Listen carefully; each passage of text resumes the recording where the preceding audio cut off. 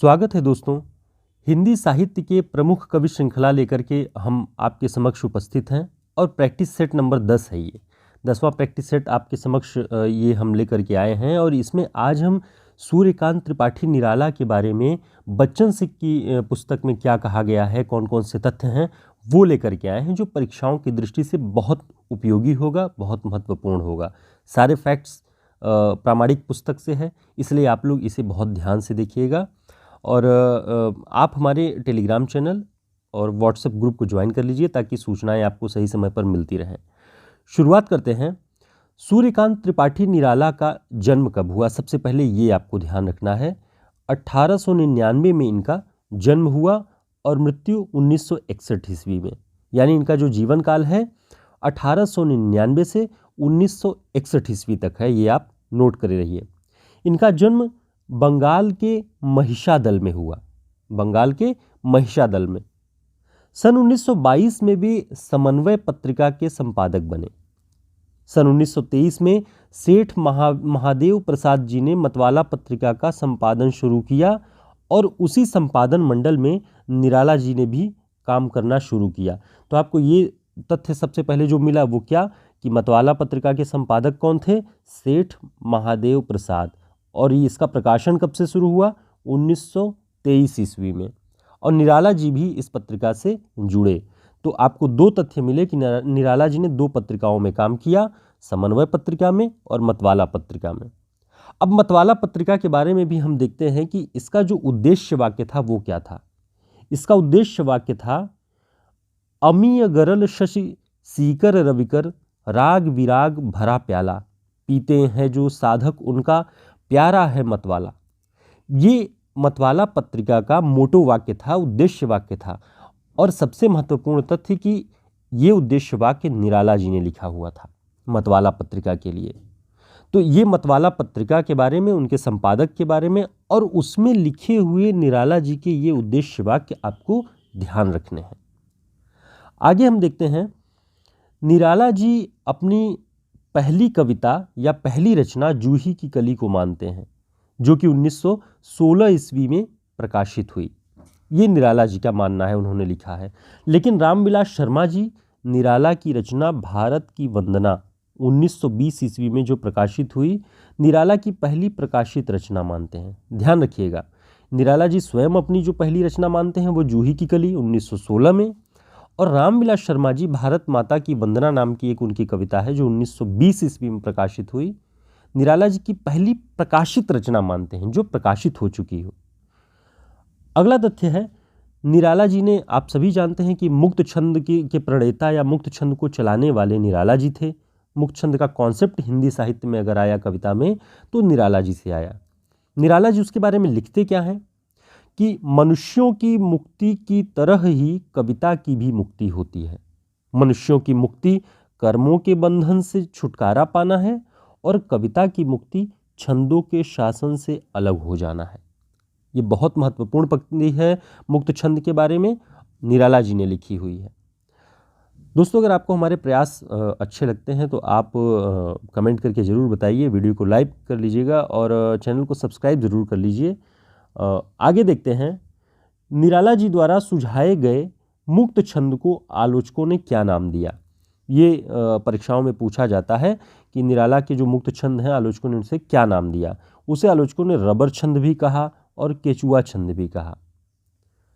निराला ने अपने सभी मुक्त छंदों को अनामिका कविता संग्रह में संग्रहित किया। अब यहाँ से आपको दो तथ्य मिलेंगे कि अनामिका जो कविता संग्रह निराला का था वो पहला कविता संग्रह है और इसका पहला संस्करण 1923 ईस्वी में प्रकाशित हुआ। ठीक, अनामिका का पहला संस्करण 1923 ईस्वी में प्रकाशित हुआ और निराला की पहला कविता संग्रह है निराला जी का। अनामिका का दूसरा संग्रह भी, दूसरा संस्करण जो प्रकाशित हुआ वो 1937 ईस्वी में, पहला 1923 में और दूसरा उसको परिवर्धित करके, संशोधन करके उसका दूसरा संस्करण 1937 ईस्वी में निकाला गया।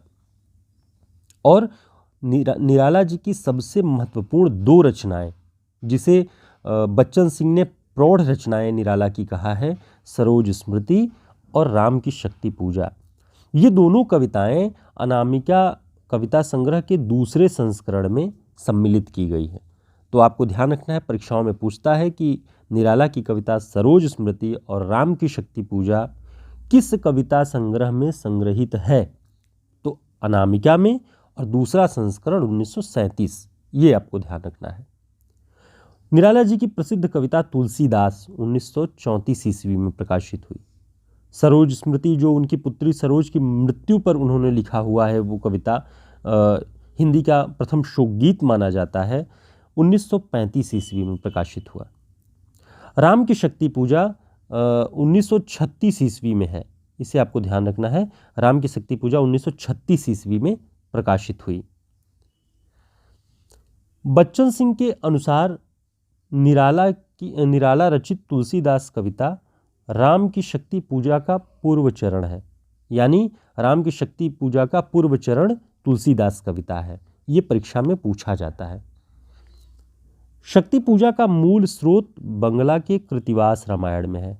ऐसा पूछा जाता है कि राम की शक्ति पूजा का मूल स्रोत कहाँ मिलता है, तो बंगला के कृतिवास रामायण में है। सन 1961 ईस्वी में निराला जी का अंतिम गीत प्रकाशित होता है, पत्रोत्कंठित जीवन का विष बुझा हुआ। ये आपको ध्यान रखना है, 1961 में उनकी मृत्यु होती है और अंतिम गीत पत्रोत्कंठित नाम से प्रकाशित होता है। निराला जी की कुछ पंक्तियां हैं जो बहुत महत्वपूर्ण है, आपको ध्यान रखना चाहिए। आज अमीरों की हवेली, किसानों की होगी पाठशाला, ये निराला जी की पंक्ति है। राम की शक्ति पूजा से उनकी जो पंक्ति है, होगी जय हे पुरुषोत्तम नवीन, यह कह हो गई महाशक्ति राम के वदन लीन। ये पंक्ति राम की शक्ति पूजा से निराला जी की है। इसके अलावा आप जानते हैं, वह तोड़ती पत्थर देखा मैंने उसे इलाहाबाद के पथ पर, वह तोड़ती पत्थर कविता से है। ठीक, बादल राग कविता है उनकी। ये सारी चीज़ें आपको ध्यान देनी है, और निराला के बारे में ये बहुत महत्वपूर्ण सारे तथ्य हम बच्चन सिंह जी की पुस्तक से आपके लिए एकत्र करके लाए हैं, ताकि आप परीक्षाओं में निराला से पूछे जाने वाले किसी भी प्रश्न को गलत न करें और आपकी जो मार्किंग है वो सही हो।